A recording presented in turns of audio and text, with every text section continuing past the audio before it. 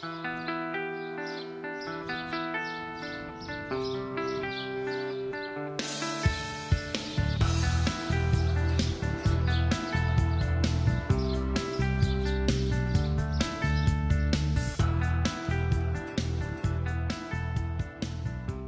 je suis Sylvie Legrand, donc je suis l'auteur du blog Jersey Coty Jersey-Cota, entièrement consacré au Gers. Quand je suis arrivée dans le Gers, je suis tombée complètement amoureuse de ce département. Il se trouve qu'avant j'avais aucun intérêt pour le patrimoine, la nature, etc. Et je suis tombée sur le château de Saint-Blancard dans le Haut-Astarac, sur Simore et sur plein d'autres petits endroits vraiment superbes du Gers, et voilà. Donc j'ai commencé à en parler sur un premier blog plutôt personnel, et comme j'en parlais beaucoup, et ben j'ai décidé de créer un blog complètement consacré au Gers.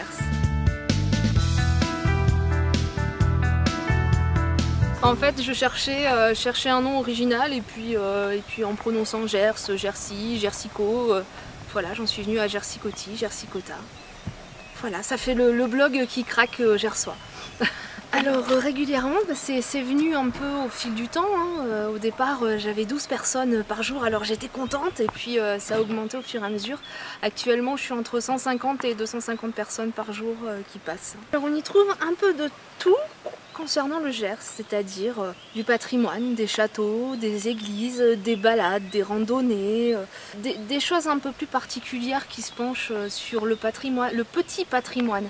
Par exemple les fontaines, les puits, les croix en fer forgé. J'aime aussi parler d'étymologie, notamment de l'origine des noms des villages qui m'intriguent très souvent, des musées, des expositions, des artistes aussi. Enfin c'est tout ce qui concerne le Gers.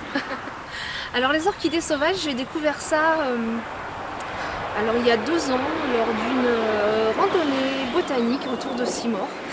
Et depuis ce temps-là, je chasse l'orchidée régulièrement au printemps. Alors cette année, ça s'est un petit peu emballé parce que j'ai trouvé un guide d'identification des orchidées du Gers. Et voilà, ça m'a donné envie d'aller parcourir les prairies sauvages, les sentiers botaniques pour découvrir ces petites fleurs auxquelles on ne fait pas toujours attention. Donc voilà.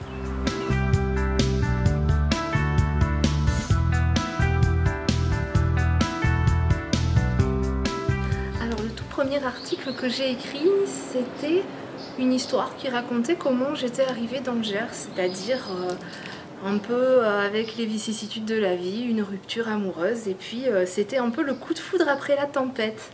Voilà, donc je suis arrivée dans le Gers et je suis tombée amoureuse après avoir eu beaucoup de désillusions. Pour faire un article, j'ai besoin de photos et d'avoir fait des balades, voilà, tout simplement. Après, je pioche dans ce que j'appelle une liste d'idées. Je me fais des listes d'idées et selon mes humeurs, j'écris sur ce que j'ai envie à l'instant T. Voilà, tout simplement, en intégrant des photos, en racontant ma balade, en proposant aussi des petits encarts historiques, etc., etc. Alors, maintenant que j'habite dans l'Aveyron, oui, effectivement, je me donne plutôt des objectifs ou au moins des régions du Gers parce qu'il y a quand même quelques kilomètres. Un temps de trajet, mais c'est vrai que quand je suis hébergée dans le Gers, il m'arrive d'aller jusqu'à mon objectif et puis il m'arrive de pas du tout y aller parce que en chemin j'ai vu une église d'un côté, un château d'un autre côté, et puis j'ai pris les petites routes au hasard, et puis il m'arrive de voir un nom de village qui m'intrigue ou un nom de village dont j'ai entendu parler et je me dis ah bah tiens, je vais y aller. Du coup, j'oublie mon objectif et j'ai vu plein d'autres choses, donc c'est chouette. Et puis ça me laisse encore d'autres choses à voir du coup. Alors comme je dis souvent, c'est difficile d'avoir un coup de cœur parce que mon coup de cœur global, c'est le Gers en général. Et que à chaque fois que je visite, j'ai des nouveaux coups de cœur, donc c'est sans cesse renouvelé, c'est un cercle vertueux, quoi. Ça n'arrête pas de me surprendre. Alors, il faut quand même avouer que j'ai un petit faible pour le village de Simore, pour le village de Saint-Blancard, parce que c'est les 2 premiers villages qui ont fait que je suis tombée vraiment amoureuse du Gers, voilà. Mais après, il y a des tas d'autres endroits. Je vais vous citer la Romieux, ou le village de Pessan, ou encore Saint-Clar, etc. Mais il y en a tellement que la liste est interminable.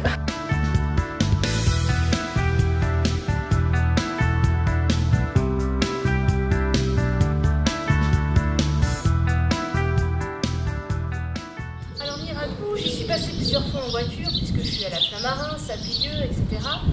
Et en fait, je n'y étais jamais arrêtée. Et puis j'ai trouvé dans un guide de randonnée une randonnée qui s'appelle la randonnée des haies paysagères. Donc j'étais très curieuse, et quand j'ai vu que c'était à Miradoux, je me suis dit que c'était en plus l'occasion de visiter le village. Et c'est en faisant cette randonnée, juste après avoir parcouru la campagne alentour, que j'ai visité ce village. Alors moi, ce que j'ai retenu, c'est la couleur de la pierre, les petites ruelles un peu escarpées, la halle, et puis évidemment l'église qui est juste derrière moi, avec ce clocher qui est pas très haut, mais qui est imposant, qui est très carré, et qui, je l'ai découvert un peu plus tard, est en fait le donjon d'un ancien château. Voilà. Donc c'est un village qui est plein de ressources et en même temps qui est aussi un petit havre de paix. Alors pour l'instant, mon gros projet, c'est de continuer à tenir mon blog le plus quotidiennement possible, parce que j'essaye de publier chaque jour.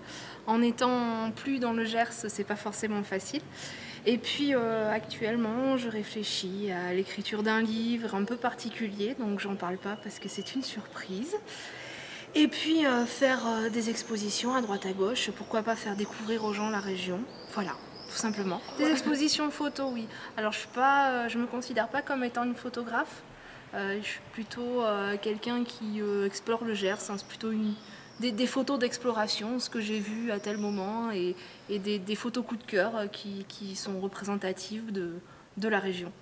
Le mot de la fin, eh ben, ça serait allez-y. Allez-y dans le Gers, allez au hasard des routes, découvrez un peu toutes ces petites choses auxquelles on ne fait pas attention.